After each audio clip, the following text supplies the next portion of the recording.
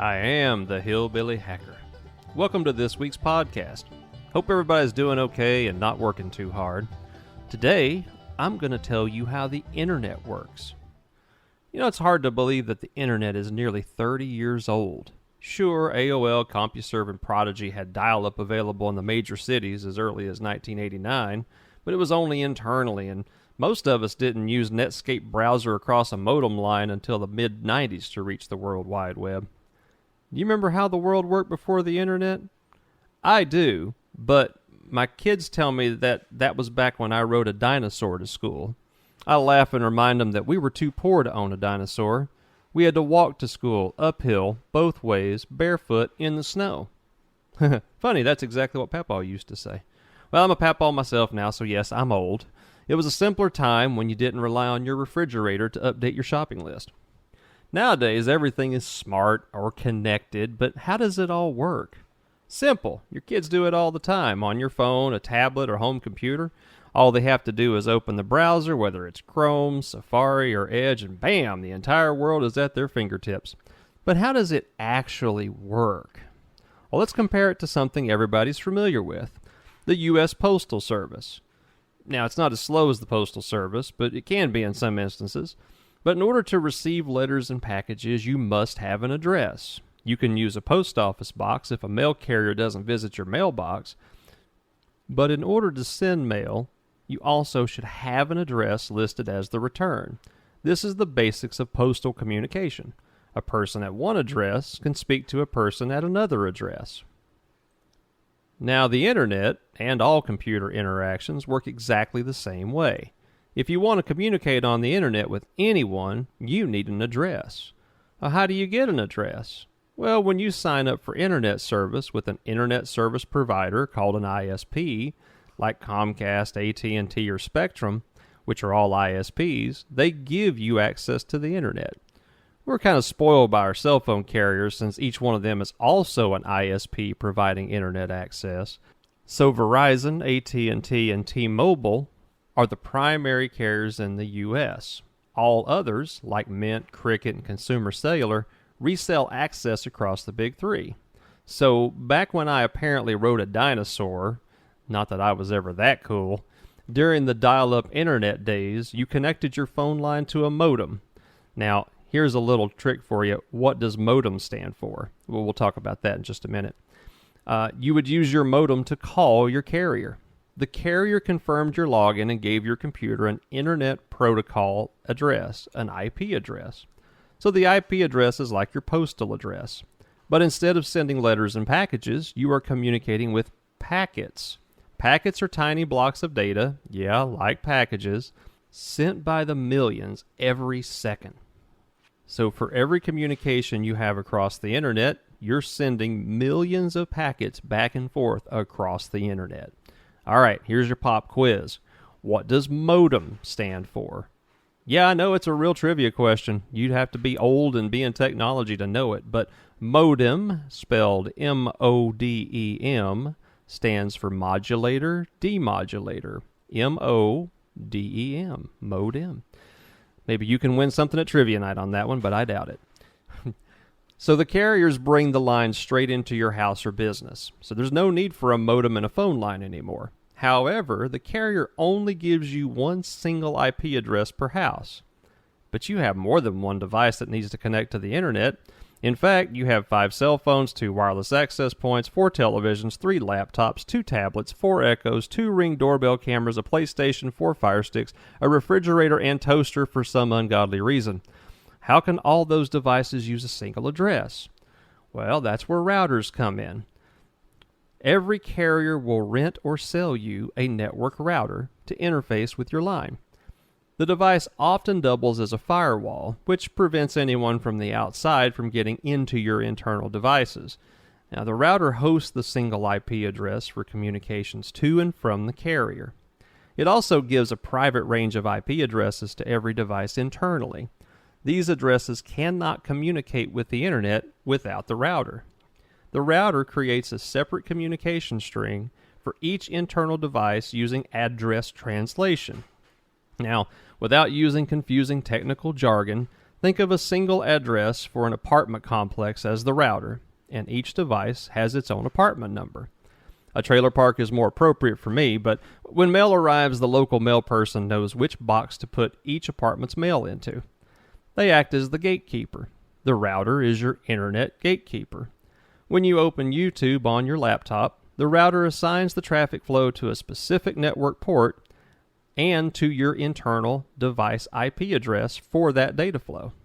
And each data flow to a different destination uses a different port. So there are up to 131,070 different ports available for the router to use, across two protocols if you want to get specific. Now, some ports are specific to the protocol or specific data flow. Web traffic is usually port 443 or 80. Email can use 25 or 998, for instance, and there's a whole list of others if you want to go search on the internet to find them, if you're so interested. The router also gives your internal devices two important pieces of information that are required for internet traffic. The first goes along with your private IP address range, called the default gateway. Now, the default gateway is the router. While its public-facing IP address can communicate with the internet, its private IP can only communicate with the internal devices. Internal devices can communicate with each other because they're all in the same address range, intranet or intranetwork as you want to call it. When they want to communicate outside the internal network to the internet or the internetwork, all traffic is sent to the router or default gateway. The second piece of information is a domain name service address, or DNS. You've probably heard this before.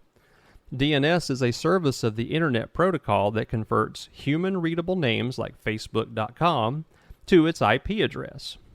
All communications on the Internet only use IP addresses. So when you type www.facebook.com into Firefox, your computer reaches out to the DNS address provided and asks, "What's the IP address for www.facebook.com?" The DNS service returns 31.13.67.35, which is one of Facebook's many addresses. Then the computer requests to access the IP address through the router. Okay, the stage is set. So using these routing protocols, the request from your computer to your router literally hops across the internet to its destination like a deer. Well, maybe not like a deer, but a rabbit. Anyway, your router looks to see if the destination IP address is directly connected to the local IP network. If not, it asks its default gateway or default route to pass the request along. Now, there are thousands of routers across the major carriers that interconnect to move traffic from one place to another. Think of connections at the airport, or taking the subway from Newark Airport to the North Bronx, or driving from one place to another on several different roads. You can't always go straight. Sometimes you have to make several hops or turns. The internet routing system is a giant web with billions of stops. Once the routers find the correct path from your computer to Facebook, they process your two-way packets at lightning speed. No, really, the primary limitation on today's internet devices is the speed of light. Millions of packets process back and forth just opening the initial Facebook feed on your browser in seconds. Data streams like online gaming or YouTube videos can generate hundreds of millions of packets based on the size of your carrier connection. In reality, internet connections are not measured in speed, but transfer rate. All right. You ready for a diversion? So bear with me while I talk about internet speed, because this is a huge marketing lie. You ready? All right, here we go. Internet service providers, or ISPs, have two, quote, speed designations, megabytes and megabits per second. You probably heard of gigabit, but the internet in my neck of the woods ain't that fast. 1 byte equals 8 bits. If your internet connection is 80 megabits per second, your actual download speed is 10 megabytes, which is how computers calculate and show throughput. Now, it gets my goat when I try to copy pictures of the kids or grandkid and Windows says 10 seconds remaining for 5 frickin' minutes. Windows calculates file transfers in bytes. So when you're downloading pictures and your computer says the speed is 5 megabytes per second instead of the 50 megabytes you have with the carrier, You say, why so slow?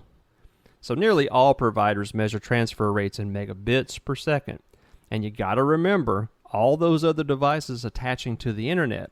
Let's say you have a 50 megabit cable modem from Comcast. Megabits, not bytes. HD television requires 5 megabits. A 4K TV needs 25 megabits. Yeah, that's half your bandwidth.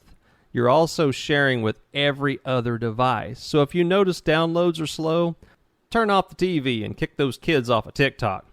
Also remember that upload speeds are often asymmetrical, meaning that your 50 megabits per second download may only upload at 10 megabits per second. That becomes a problem when you're trying to upload pictures and videos to a shared space like Google Drive or Dropbox, or if you like to play Call of Duty.